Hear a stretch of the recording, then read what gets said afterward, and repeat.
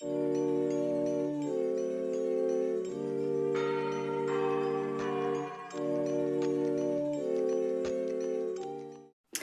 you lovely lot, and welcome to today's video. Today I thought I would do my first book haul of the year, and hopefully one of very few.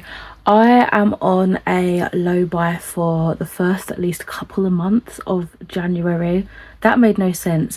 The first at least a couple of months of the year, and that is definitely extending to books. I mean, the whole inspiration really was books. So I didn't want to go on a no buy because I didn't want to have a commitment like that I knew I was going to break and then feel really shit about it when that happened. So a low buy felt like a better commitment for me, that I, you know, it was within my grasp to achieve and have that satisfaction and that lack of beration if I didn't do as well as I'd hoped to do.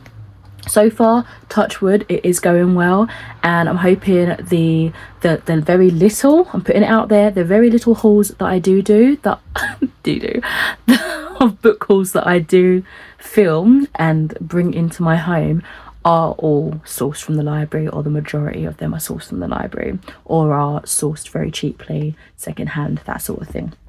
So let's start with this book, which was a sequel.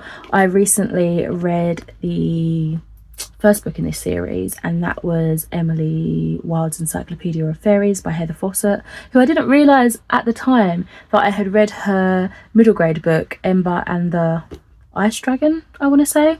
Yeah, it just didn't click. The name didn't click at the time. Emily Wilde's Encyclopedia of Fairies, I enjoyed it. I had a good time. I think I only gave it, it might be like a 3-star. To me, that's still a solid rating, but it wasn't, I mean, I didn't have it as like an anticipated 5-star read, but I thought I would love it more than I did. So I didn't want to, again, commit to buying in a beautiful copy and then kind of like being disappointed. Not that I was really disappointed, it was just a bit lackluster. So I was doing some shelving at work and I saw this on the shelves. This is the second book, Emily Wilde's Map of the Otherlands, and I thought, again, low commitment, let's give this a read via this and probably audiobook as well, because I had a couple of Audible credits that I hadn't spent, and so I just put one on this book. So I'm probably going to be doing what I did with the first book and listen and read at the same time, although with the first book I ended up listening to it more than reading it. Anyway, so yeah, this is a lovely little paperback edition. I love the green colour of it. It kind of ties in with the cover, or the original cover of the first book, but like a contrast, so you can tell they're set in the same world, but they're obviously different, you know. So let's see, everyone's favourite intrepid professor is back in the delightful and heartwarming second instalment of this series.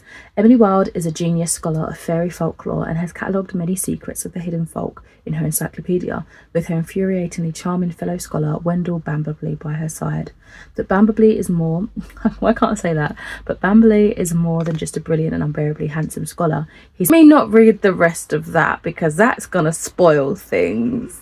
It's got quotes from authors like Freya Marske of A Marvellous Light, which I didn't really like that book that much, and Sangu Mandana of The Very Secret Society of Regular Witches, which is a book that I actually really loved. So yeah, I'm hoping to get to this one very, very, very soon. One of my next reads, I'd imagine, although I said that when I borrowed it from the library like last week and I've yet to pick it up. But it's one of my priority reads, I think. A load of books that I ordered in for work have come in, and many of them were graphic novels. The ones that didn't have any holds on and the ones that I particularly wanted to read, I was like, well, I'm gonna borrow those. And one of those is this even the first one? Nope. So this is going straight back because I realized I picked up the second one instead of the first one. It's Lumberjanes. I've been kind of interested in this since it came out, but I never got around to buying a copy, so thought I'd give that a go. However, I remember now the supplier saying they couldn't get a hold of all the books in all the series that I wanted the library to have, so I think this might have been one of them. So I'll return this one tomorrow when I'm at work. But this is Lumberjanes, Friendship to the Max, Volume 2. If you guys have read any of the Lumberjanes stories, do let me know what they're like. I think the illustrations look really cool. They're very bright and bold and like punchy. And I think it's something that I could enjoy. The books are graphic novels of the Ms. Marvel universe. So let me get them into some semblance of an order, which I think they pretty much are. They're just upside down.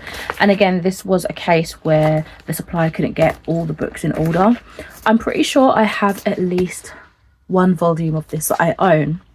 Then I'm gonna have to root and toot and find in a second when it actually comes to reading. And I want to say that's like volume 2, and I bought it off of Vintage years ago and didn't realise at the time that it was volume 2. I'm pretty sure that was the story. So yeah, I wanted to actually give these a go. So I really enjoyed, personally, the TV show. Is it 1 and 2 seasons that was on Disney Plus? I really liked it. I really enjoy Kamala Khan as a character. I think she's got so much personality, and she's just a lot of fun and relatability in a young girl superhero. I also enjoyed the Marvels movie. I thought that was really well done, and I loved how it all tied in to the TV show. So the first book is the origin story. I guess this is kind of like the reboot of the series, and it came out before the TV show, I do believe. This is Ms. Marvel's No Normal. This is volume 1. Show you some of the art as well, because it looks more, oh, I hope I haven't got lipstick on it. It looks more graphic novel-y, like comic booky, than some of the more modern comic books do these days, if you get my drift. I don't really know what I'm trying to explain there. Volume 2 is Generation Y, and this is the one I'm pretty sure I already own a copy of, so I'll probably return that one tomorrow as well.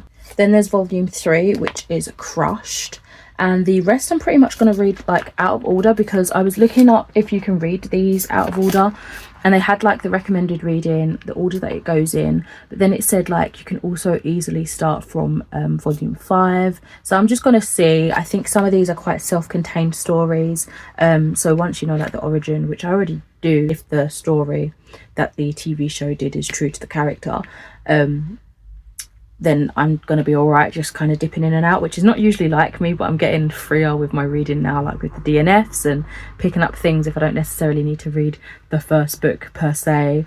So yeah, I'm getting a bit more freer in my reading taste, I suppose. Number 6 is Marvel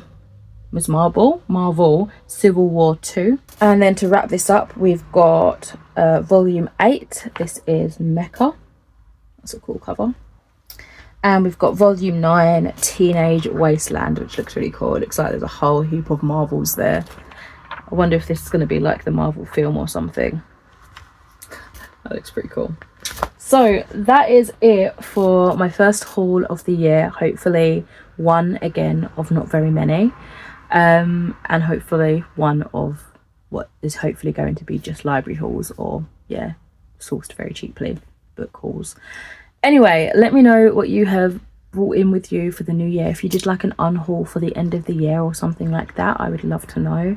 Any books you'd recommend reading, borrowing, that sort of thing, I would love to know as usual. And yeah, for now, thank you for watching. I shall catch you in another video soon. Bye.